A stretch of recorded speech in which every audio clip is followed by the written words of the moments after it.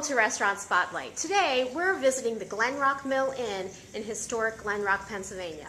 This is Terry. He is the owner of the Glen Rock Mill Inn. And Terry, I just have to tell you that this place is gorgeous, and you can just feel the history just coming out of the walls of this great facility of yours. Could you tell us a little bit about the history of the Glen Rock Mill Inn? Sure. The building was built in 1837, which is over 175 years ago. Originally built by William Heathcote, the founder of Glen Rock, as a woolen mill. Since 1837, it's been through a number of iterations, all with a manufacturing bent to it. Created wool, obviously, initially. Moved into flour. Was a flour mill for many years, and then a feed mill most recently, up until the 1980s. In mid-1980s, it was converted into an inn and a restaurant. So for the past 175 years, evolved into different businesses doing different things, but it's always kind of been a theme of the community. Glen Rock grew up around the mill. The products that we create and have been created here are a product of the environment that we're in, either grain or wool or whatever. We've tried to bring that forward into the dining experience. We like to think it's a place where you can bring your friends and enjoy food and around a community of friends. This particular room that we're in right now is the fountain room. The fountain room was actually created in the mid-1980s as a byproduct of creating the restaurant. The area here actually was outside. It was the tail race. So being a water-powered mill that this was, there's a head race and a water wheel and a tail race. The tail race is directly below where we are today. The tail race carried the water off the wheel and out into Cador's Creek. And we still have water that runs under this room. The tail race runs out under the railroad tracks that are out here to my right and out into Cador's Creek. Wow. And it has for over 175 years. Well, and you're right along the rail trail and the steam and the history train tracks too, correct? Right, we are. It's kind of it's moving to sit here when the train goes by and you see the big engine. You know, it basically takes up the whole windows. It's a huge train. It kind of puts you back to that 1860s, 1870s era when that train went up and down these tracks carrying, obviously, people like President Lincoln a couple of times, and kind of gives you a feel for the history. Well, now we know a little bit about the history. Tell us about the food, which you're rather famous for, too. Absolutely, absolutely. We do a collection of American cuisine. What we have today are crab cakes. We have signature crab cakes. We use jumbled up crab meat. We make our own crab cakes in-house. Today we have a New York strip steak, and that's going to be with our roasted potatoes and also the green beans. A good amount of our products are made from scratch right here in our kitchen. We make our own desserts, so we're fairly committed to being an authentic American restaurant. Obviously, you have some nice selections of wine and beers, I suppose. You serve all sorts of alcohol, or just wine and beer? Yeah, we have a full liquor license.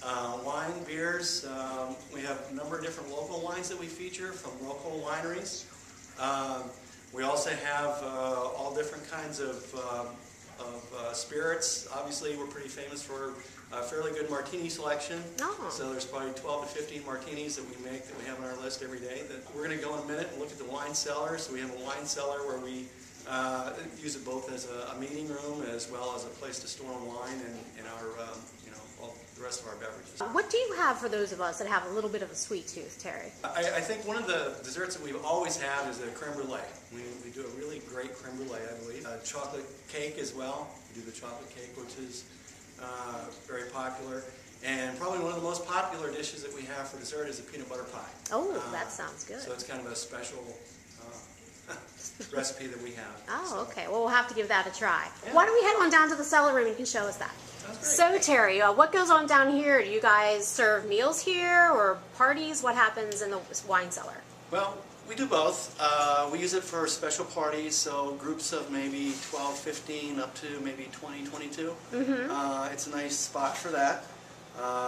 There's also an adjoining outdoor area that in the summertime, people like to kind of gather there and kind of an indoor-outdoor type feel to it. Mm-hmm. The room's kind of special since it was built in the mid-1980s. Actually, this was the main shaft of the mill when it was a mill. Wow. And when it was converted, they created a wine rack out of that main shaft and created this wine cellar. So it has a number of different features to it, from obviously the wine rack to a number of different winemaking products that we have. Over to my left is a fruit crusher. So when you bring the grapes in, they would crush them with that. Over here to the right, we also have a press, so you'd use that to press. And there's a number of different wine storage.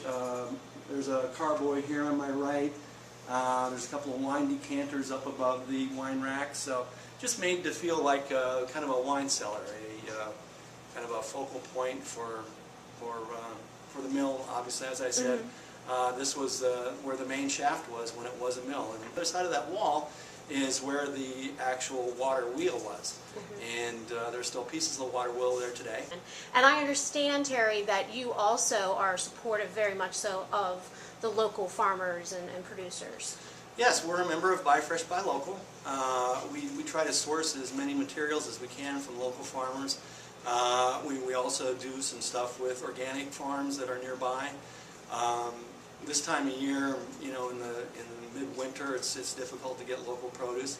But certainly, come spring and into the summertime, there's a number of different farms that we work with to get local food. That is fabulous. It really is. And this building is fabulous, Terry. Thank you so much for having us here today. And folks, if you're looking for a truly special place to enjoy a great meal and some great history, visit the Glen Rock Mill Inn. It is where food and friends come together for over 175 years. Thank you for watching Restaurant Spotlight. For more information on the Glen Rock Mill Inn, stop by Wednesday through Sunday or visit them online at glenrockmillinn.com.